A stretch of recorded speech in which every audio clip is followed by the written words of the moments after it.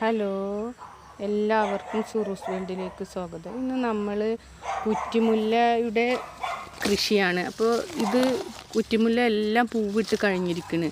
അപ്പോൾ ഇത് നമുക്കൊന്ന് കട്ട് ചെയ്തിട്ട് നിർത്തണം. എന്നിട്ട് ഇത് നമുക്ക് കട്ട് ചെയ്ത കഷ്ണം നമുക്ക് കളയാതെ ഒരു കവറിൽ നട്ട് കൊടുക്കാം. അപ്പോൾ അതാണ് ഇന്ന് നമ്മളിവിടെ കാണിക്കാൻ പോകുന്നത്. ഓക്കെ, ഇനി നമ്മളിത് കുഴിച്ചിടണ രീതിയും മണ്ണും വളമൊക്കെ ചേർത്ത് നട്ട് പിടിപ്പിക്കുന്ന രീതിയും കൂടി നമ്മളിതിൽ കാണിക്കുന്നുണ്ട്. അപ്പോൾ എല്ലാവരും ഇത് സ്കിപ്പ് ചെയ്യാതെ കാണണം. അപ്പോൾ ഇതിൽ നിറയെ പൂവുണ്ടായിരുന്നു, കണ്ടില്ലേ? പൂവൊക്കെ ഇട്ട് കഴിഞ്ഞതാണ്. അപ്പോൾ അതുകൊണ്ട് തന്നെ ഇതൊന്ന് കട്ട് ചെയ്ത് നിർത്തണം. അപ്പോഴത് വീണ്ടും പൊടിച്ച് വരുള്ളൂ. അപ്പോൾ നമുക്കിത് കട്ട് ചെയ്ത് നിർത്താം. മുറ്റത്തെ മുല്ലക്ക് മണമില്ല എന്നൊക്കെ പറഞ്ഞ് വെറുതെ കേട്ടോ. നന്നായി മണമുണ്ട് കേട്ടോ മുല്ല പൂവിടുമ്പോഴൊക്കെ. അപ്പോൾ ഇതുപോലെ എല്ലാവരും ഇതൊന്ന് ചെയ്ത് നോക്കണം. ഇതിപ്പോൾ നമ്മളിങ്ങനെ മുട്ടൊക്കെ പൂവൊക്കെ കഴിഞ്ഞതാണ് കേട്ടോ കട്ട് ചെയ്തെടുക്കുന്നത്. അപ്പോൾ ഇത് കട്ട് ചെയ്ത് കഴിഞ്ഞാൽ പിന്നെ ഇതുമ്പോൾ മുട്ടോട് കൂടിയിട്ട് തന്നെ വീണ്ടും എനച്ചെങ്ങനെ വന്നുകൊണ്ടിരിക്കും. അപ്പോൾ പിന്നെ ഒന്നും കൂടി ഉഷാറായിട്ട് വരും. അപ്പോൾ ഇത് നമുക്ക് ഈ കട്ട് ചെയ്ത് കുഴിച്ചിടും ചെയ്യാം, വേറെ പിടിപ്പിക്കും ചെയ്യാം. അപ്പോൾ ഇഷ്ടംപോലെ ഒരു തയ്യിൽ നിന്ന് തന്നെ ഇഷ്ടംപോലെ നമുക്ക് കുറ്റിമുല്ല നട്ട് പിടിപ്പിക്കാൻ കഴിയുന്നതാണ്. അതിന് മാത്രം വളത്തിൻ്റെ ആവശ്യമൊന്നുമില്ല. നന്നായി നനച്ച് കൊടുക്കണം. ഇത്തിരി ചാണപ്പൊടിയോ ആട്ടും കഷ്ടപ്പൊടിയോ എന്തെങ്കിലുമൊക്കെ തരി ഇട്ട് കൊടുത്താൽ മതി. പ്രത്യേകിച്ചൊന്നും കെയർ ചെയ്യേണ്ട ആവശ്യമൊന്നുമില്ല. ഇത് നമ്മൾ സാധാ മണ്ണിൽ കിച്ചൺ കമ്പോസ്റ്റ് മണ്ണും അതുപോലെ തന്നെ ആട്ടും കഷ്ടത്തിൻ്റെ പൊടിയും മിക്സ് ചെയ്ത മണ്ണാണ് നമ്മളിതിൽ ഇട്ട് കൊടുക്കുന്നത്. ചാണകപ്പൊടി ഉള്ളവരാണെങ്കിൽ അത് മിക്സ് ചെയ്ത് കൊടുത്താൽ മതി. അപ്പോൾ പിന്നെ ആട്ടും കാഷ്ടം പൊടി ഇടേണ്ട ആവശ്യമില്ല. ഞാൻ എൻ്റെ കയ്യിൽ ആട്ടും കാഷ്ടപ്പൊടിയും കിച്ചണിലെ കമ്പോസ്റ്റ് മണ്ണും ഉള്ളത് കൊണ്ട് അത് മിക്സ് ചെയ്തെന്ന് മാത്രം. അപ്പോൾ നിങ്ങളുടെ കയ്യിൽ എന്തെങ്കിലും വളം ഉണ്ടെങ്കിൽ അത് ചേർത്താൽ മതി. എല്ലുപൊടി ഉള്ളവരാണെങ്കിൽ അത് മാത്രം മിക്സ് ചെയ്തിട്ട് നട്ട് കൊടുത്താൽ മതി കേട്ടോ. പിന്നെ നമുക്ക് മേൽവളമായിട്ട് ചാണകപ്പൊടിയോ കപ്പലണ്ടി പിണ്ണാക്കിൻ്റെ തെളിയോ അങ്ങനെയൊക്കെ ഒഴിച്ച് കൊടുക്കുക. അപ്പോൾ നന്നായി പൂവുണ്ടായിക്കോളൂ. പിന്നെ ഇതൊക്കെ നമ്മൾ ചെയ്യുന്നത് തന്നെ നമ്മളെ മനസ്സിനൊരു സന്തോഷവും സമാധാനവും ഒക്കെ. അതൊക്കെ പൂവിട്ട് നിൽക്കുമ്പോൾ കിട്ടുന്ന ഒരു സന്തോഷം ഒന്ന് വേറെ തന്നെയാണ്. അതുകൊണ്ട് എല്ലാവരും ഇതൊക്കെ ഒന്ന് ചെയ്യും. ഇനി നമ്മൾ ഇതിൽ മണ്ണ് കുറക്കാൻ വേണ്ടിയിട്ട് ചകിരിയാണ്, തേങ്ങ പൊളിച്ച ചകിരിയാണ് ഇട്ട് കൊടുക്കുന്നത്. അപ്പോൾ അത് നമുക്ക് കൂടുതലായിട്ട് ഇട്ട് കൊടുത്തു കഴിഞ്ഞാൽ അതിൻ്റെ മേലെ കുറച്ച് മണ്ണും കൂടി ഇട്ടാൽ അത്രയും മണ്ണ് നമുക്ക് കുറച്ച് ഇട്ടാൽ മതി.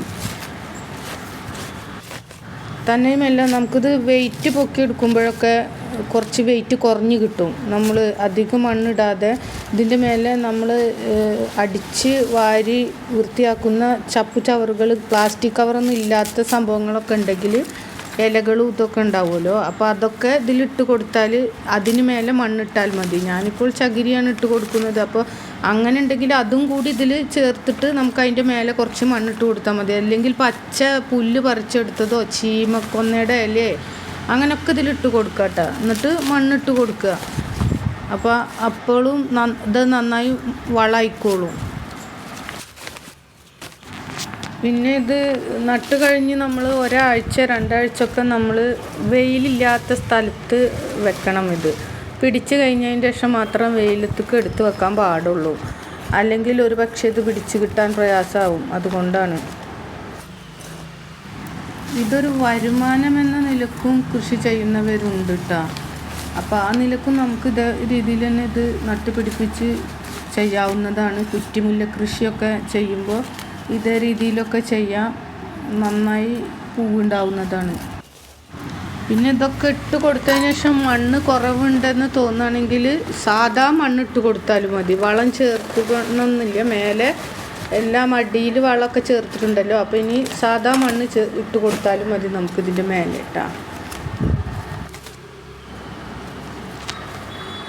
ഞാനിപ്പോൾ ഇതിൻ്റെ മേലെ ഇട്ട് കൊടുക്കാൻ പോകുന്നത് സാധാ മണ്ണാണ് ഇട്ടാ. അപ്പോൾ നമുക്ക് ഇപ്പോൾ അടിയിലൊക്കെ വളമൊക്കെ മിക്സ് ചെയ്തിട്ട് ചേർത്തിട്ടുണ്ടല്ലോ. അപ്പോൾ നമുക്ക് ഇതിൻ്റെ മേലെ സാധാ മണ്ണ് ഇട്ട് കൊടുത്താലും മതി. വളമൊന്നും മേലെ ഇടണമെന്നില്ല. അപ്പോൾ ഇതങ്ങനെ കിടന്ന് സെറ്റായിക്കോളും. ഇത് പിന്നെ നമ്മൾ കുറച്ച് സമയം വെള്ളം ഒഴിച്ചിട്ട് കുറച്ച് സമയം കഴിഞ്ഞിട്ട് മുല്ലയുടെ കൊമ്പ് നട്ട് കൊടുത്താൽ മതി ട്ടോ. അപ്പോൾ ഇതിൽ കുറച്ച് മണ്ണിൻ്റെ കുറവുണ്ട്, അപ്പോൾ കുറച്ചും കൂടി ഞാൻ ഇട്ട് കൊടുക്കുന്നുണ്ട്. എന്നിട്ട് നമുക്ക് വെള്ളം ഒഴിച്ചതിന് ശേഷം നമുക്കിത് നട്ട് കൊടുക്കാവുന്നതാണ്. പിന്നെ എൻ്റെ വീഡിയോ നിങ്ങൾ സബ്സ്ക്രൈബ് ചെയ്തിട്ടില്ലെങ്കിൽ ഒന്ന് സബ്സ്ക്രൈബ് ചെയ്യണം. ഒരു ലൈക്കും കമൻറ്റും ഒക്കെ ചെയ്യാൻ മറക്കരുത്. ഇനി നമുക്കിതിൽ വെള്ളം ഒഴിച്ചു കൊടുക്കാം.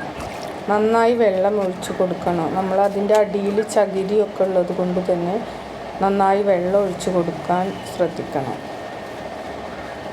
അപ്പോൾ വെള്ളം ഒഴിച്ചതിന് ശേഷം കുറച്ച് കഴിഞ്ഞിട്ട് നമുക്ക് നട്ട് കൊടുക്കാം. ഇനി നമുക്ക് കട്ട് ചെയ്തെടുത്ത മുല്ലയുടെ കഷ്ണങ്ങൾ നമുക്ക് ഇതിൽ നട്ട് കൊടുക്കാം. നമ്മളിത് ഇതിൽ നട്ട് കൊടുക്കുന്നുണ്ട്. എന്നിട്ട് തണലത്ത് വെക്കാൻ ശ്രദ്ധിക്കണം.